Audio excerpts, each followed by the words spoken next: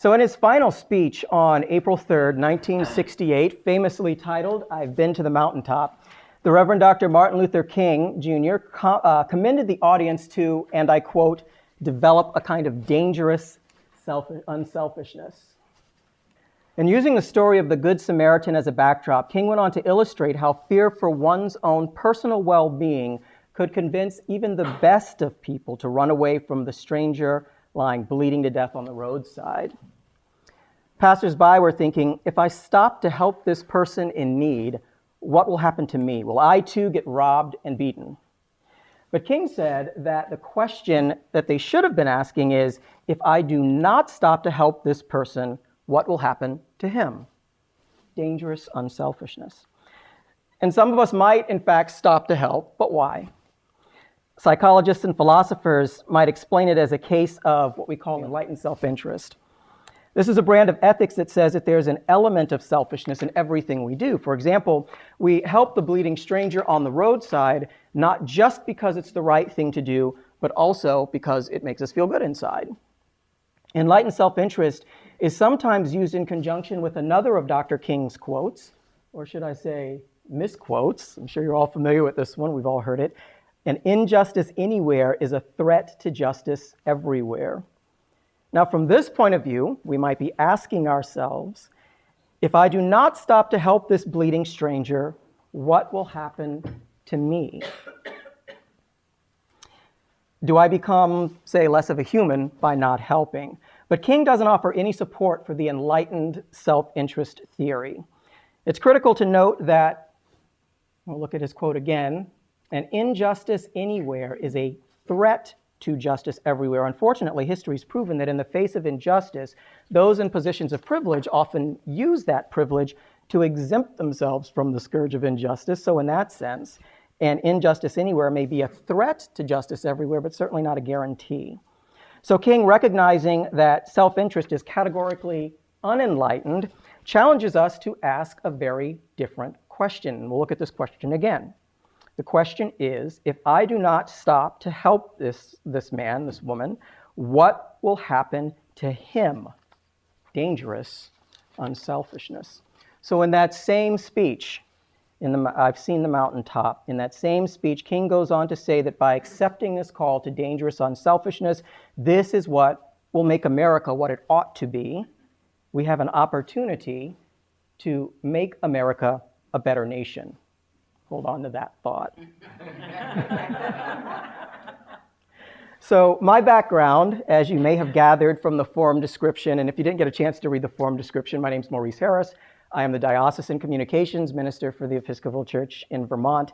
And my academic background is in organizational leadership. So in today's forum, we're going to tackle King's challenge from a leadership perspective. And bear in mind that when I say leadership, I'm actually talking about leadership on 4 levels that you see here: personal, interpersonal, team, and organizational. And there's a popular saying that illustrates why. In order to lead others, you must first lead yourself. So if you look at it this way, leadership is a practice for everyone. Even if we're not at the forefront of a social change movement, the leader of a small nation, or the CEO of a corporation, how we lead our private selves has implications on the world around us. Strong personal leadership is in fact the root of integrity. And without personal integrity, obviously one fails in interpersonal relationships and is unfit to lead others. So getting back to King's challenge, dangerous unselfishness. Nonviolent resistance. Now that's certainly the trademark of King's approach, but we tend to forget that King was a Baptist preacher as much as he was a social activist. And he knew that, as Paul said in his letter to the Ephesians, for we wrestle not against flesh and blood. This meant that while nonviolent resistance was going on the outside, a full-fledged war was raging on the inside. And so it is for us today. And that's why today we're going to focus on winning the war against what I call the soldiers of the unenlightened self: privilege, ego, and fear. Let's begin. So privilege, one of the less frequently discussed aspects of King's background is the fact that he had earned his way into a small privileged class of African Americans. He was college educated, upwardly mobile, could have stayed north after completing his PhD at Boston University. He had written his ticket out of the Jim Crow South and out of poverty. The question is, how differently would history have been if instead of leading marches and boycotts, instead of risking his life in places like Birmingham, Alabama, which was Birmingham's nickname in the 60s, King had used his position of privilege to lobby Congress, to lecture in schools, to maybe start a movement up north and then progress down south. The problem is, and King knew this, that privilege alone can't thwart privilege. This kind of social change has to happen from the bottom up. So I read a well-intentioned article urging people in positions of privilege to fight fire with fire, so to speak, leveraging their privilege to dismantle its institutions. And this for me was really problematic on three fronts. First, there's the matter of top-down change. So a change in law, for example, got this top-down change, a change in law alone focuses on changing folks' behavior, but it does nothing to address the underlying culture or attitudes. And this is part of the problem that we're seeing today with regard to things like immigration, international trade, gender equality, race relations. In fact, if you look at history, as the civil rights movement relaxed following King's death, culture simply never caught up with legislation, especially where matters of race are concerned. And since then, we've seen any number of organizations, politicians advancing for social justice by targeting the law first and foremost, and then expecting law to transform culture, which leaves those who are having their privileges stripped away feeling marginalized themselves. Then there's the issue of self-demolition. Those in positions of privilege rarely concede it entirely, even if they acknowledge that change is necessary. They want to hold on to a little bit of it.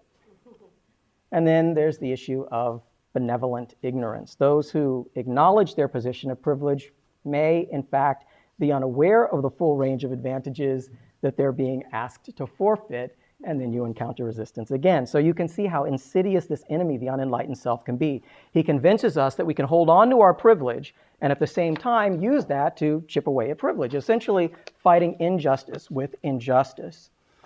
So in the war against the unenlightened self, King's strategy was to give up his privilege and to become a part of the community that he was called to serve.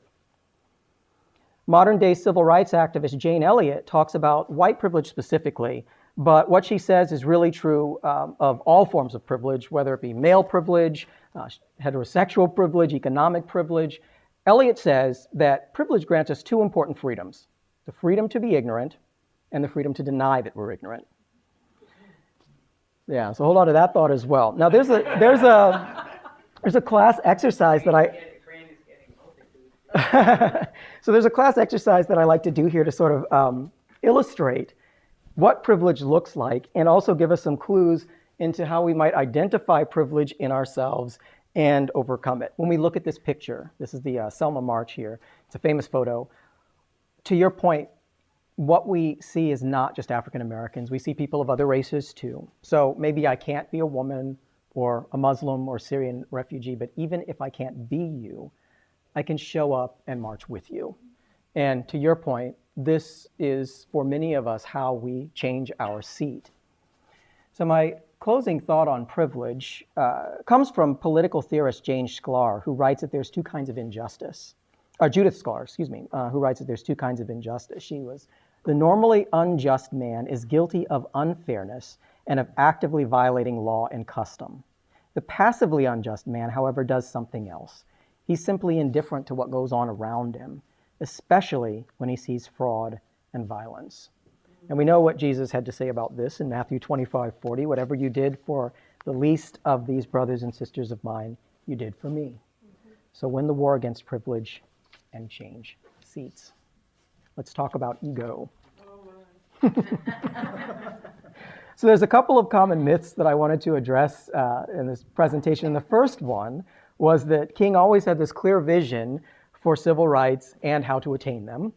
And then two, that he was always a staunch pacifist. And that's actually not quite accurate. So as Dr. Stuart Burns, one of King's biographers, and I have the privilege of actually studying with Dr. Burns at Union, he's one of King's biographers, and he reveals that not even King's closest associates were irrevocably committed to nonviolent action. The truth is that neither was King so committed at first, until the Montgomery bus boycott and his seasoned teachers taught him a different way. This is an excerpt from King's book, or Burns' book, excuse me. Bayard Rustin, Martin Luther King's tutor-in-chief on nonviolent methods and strategy, had been a long-time nonviolent activist based in New York. So Rustin recalled that when he arrived in Montgomery in February 1956, the protest leader had very limited notions about how a nonviolent protest should even be carried out. And contrary to what King reported later, he knew little about Gandhi and the liberation struggle in India. So it's important to note that Bayard Rustin was not only King's tutor-in-chief, which has been reported over the years, but largely overlooked. Does anyone else know why Rustin is an important historical figure?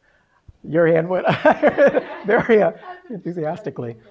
He was openly gay in a fiercely homophobic area, which in fact is one of the reasons, or the main reason, why he agreed to play a less publicized role in the movement. They needed his help because of his experience, and there's a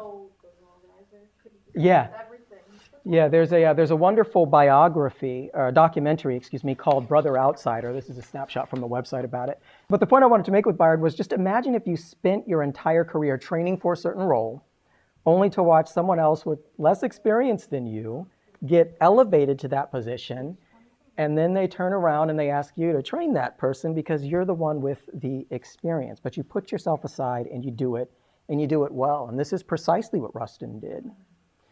King also had to go to war against his inner self. One of the earliest efforts of the civil rights movement under his watch, the Montgomery bus boycott of 1956, was at risk from failing from the inside out. So we hear all these stories glamorized by history over the years about how successful a movement it was, but nobody really talks about the infighting and the internal struggles and things that went on behind the scenes. And so this was at risk of failing from the inside out. King could have dug his heels in and potentially run it into the ground, or he could accept the help. The problem is we live and work in a world that tells us that strong leaders make decisions. They don't ask for directions. So when it comes to team and organizational leadership, one of the biggest lies I think the unenlightened self likes to tell a leader is that he or she alone is uniquely qualified to lead in every context. But in his letter to the Ephesians, Paul reminds us that Christ gave some as apostles, some as prophets, some as evangelists, some as pastors, some as teachers, all to the building up of the body of Christ. And then there's a similar theme in Corinthians, when he talks about how the Spirit distributes different gifts to different people. He says that the eye can't say to the hand, I don't need you, and the head can't say to the feet, I don't need you. If one part suffers, every part suffers with it. If one part is honored, every part rejoices with it. Rustin and King both got this even before Harvard came up with a theory to describe it. So what they both exhibit here is a strong combination of self-awareness, self-management, social awareness, and relationship management. And these four domains are part of a larger leadership construct called emotional intelligence. Some of you may have heard of this too. This is actually a relatively new concept. It came about in the 1990s, and since then, a great deal of research has been done on emotional intelligence. In fact, research by Harvard, that was published in the Harvard Business Review, it wasn't by Harvard, but it was published in the review, famous report that says that EQ, which is the measure of emotional intelligence, counts for more than intellect and technical skills combined in predicting a leader's effectiveness. They say that the leader can be, smart as a whip, have IQ off the charts, and can be great at making decisions, at the technical skills of the job, but without high levels of emotional intelligence, they are bound to fail in their position. And so the best part of emotional intelligence is that it's something that can also be measured and improved. So at the end of this presentation, I'm going to provide you with a link to my blog, and within the next couple of days, you'll find a transcript of this presentation as well as links to these three resources from Harvard Business Review on emotional intelligence. These are resources that they provide for free, so you don't have to subscribe to anything. They may ask for your email address. But the first article explains what the concept actually is. The second is a quiz so that you can see how you measure up. And then the third has some tips to help you or someone you know develop emotional intelligence in areas where you think you may need to improve. Fear brings us full circle back to the parable of the Good Samaritan, the fear of what will happen to me if I forfeit privilege, set aside ego, and go over to that bleeding stranger on the roadside. So, as I was preparing for this forum, I was surprised at the dearth of empirical research into fear-based decision-making in leadership. And that seems kind of specific, but I think it would be important when you talk about the topic of leadership. But I think that maybe because we're so conditioned to believe that a little fear can be a good thing. After all, fear can keep us safe because fear tells us when we're in danger. Fear tells us when we're in danger. Fear tells us when we're in danger. Fear tells us when we're in danger. And finally, fear tells us when we're in danger. So I think you get it by now. Of course, fear is instinctual. It's reflexive. It's not something that we can control. And it is also imperfect. In his book called Blink, The Power of Thinking Without Thinking, author Malcolm Gladwell uses a combination of scientific research and interviews with police who've been involved in violent encounters to illustrate how the arousal of fear can cause what he calls a kind of temporary autism. The brain loses its ability to process empathy. Faces and bodies simply become objects. In a state of heightened fear, it's been shown that people have difficulty interpreting nonverbal cues such as gestures and facial expressions, or putting themselves inside someone else's head, or drawing understanding from anything other than the literal meaning of words, and that's if they even hear the words, because most often they become so focused that they block out everything else around them. We've all seen the videos and heard the 911 calls where the victim or the people nearby, sometimes even other police officers, are yelling, "Stop. No one's resisting you. There's no one in danger," but still an unarmed suspect who may be fully cooperating with the police is killed in broad daylight. This is precisely the reason that many police departments in recent years have banned high-speed chases. These are Gladwell's words. Pursuing a suspect at high speed is precisely the kind of activity that pushes police officers into this dangerous state of high arousal. Nevertheless, the unenlightened self tells us that a little fear is a good thing. It keeps you safe. Yeah, right. And we've seen the kinds of decisions we make when we let fear take the helm. And I'm not convinced that we're ever thinking straight when even a little fear is involved, because we really have no idea how quickly a little fear can grow violently out of control. So here's the good news. For God did not give us a spirit of fear, but of power and of love and of self-control. This means that fear may be an instinct, but at least from Paul's perspective, we do have power over fear and we can control it. And this too has been proven. When people are in fear-driven scenarios, whether it be an emergency landing, a fire rescue, or yes, even an incident of police brutality, what's the one thing that you hear the firefighter, the police officer, the pilot say with consistency?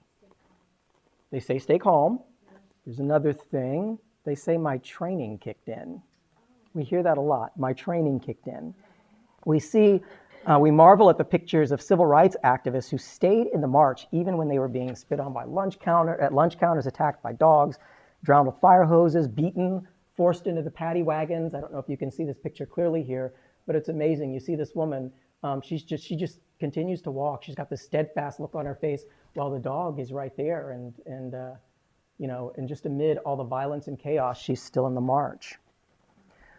What we tend to forget is that they trained for it. In fact, all of the major organizations associated with nonviolent demonstrations at the time, CORE, INVAC, SNCC, SCLC, provided nonviolent training so that in those fearful situations, when the unenlightened self was screaming, "Run away," or "hit back," the training kicked in. And this particular series of images that I'm showing up here was taken at Shaw University in Raleigh, North Carolina during a training session by SNCC, that's the Student Nonviolent Coordinating Committee. So I think we have to do the same. Even if we're not at the forefront of a social change movement, the leader of a nation, the CEO of a corporation, we have to train our minds to respond to fear in power, love, and self-control. At the time of Jesus' arrest, one of those with Jesus grabbed his sword, drew it out, and struck the high priest's slave, cutting off his ear. Fear at its finest. We all know this story. But then Jesus said to him, "Put your sword back in its place, for those who take hold of the sword will die by the sword." Power, love, and self-control in a moment of heightened fear. So as King concluded his speech, he said, well, I don't know what will happen now. We've got some difficult days ahead, but it really doesn't matter with me now because I've been to the mountaintop. I'm not worried about anything. I'm not fearing any man. Mine eyes have seen the glory of the coming of the Lord. Well, ladies and gentlemen, I'd offer to you that we still don't know what will happen, and we've all got some difficult days ahead. For example, our elected leaders are forcing us to think more critically than ever before about who the bleeding stranger on the roadside really is and how we might use our positions of leadership, whether through the choices we make for ourselves or the influence we have with others. Will we become like the passively unjust who hides behind a wall of privilege to block out the cries for help and the sight of blood on the other side? Will we become like the ego-driven fool who refuses to stop for directions even when all the signs are pointing to certain peril? Will we become like the fearful, so possessed in the moment that we can no longer discern enemy from friend, so possessed by fear that we ourselves become the actively unjust, destroying the very lives that we're called to serve? Or will we win the war against privilege, ego, and fear, and then reverse the question? If I do not stop to help this man, what will happen to him? I'll close with King's words. Let us rise up today with a greater readiness. Let us stand with a greater determination. And let us move on in these powerful days, these days of challenge, to make America what it ought to be. We have an opportunity to make America a better nation. May it be so in Jesus' name. Amen. Thank you.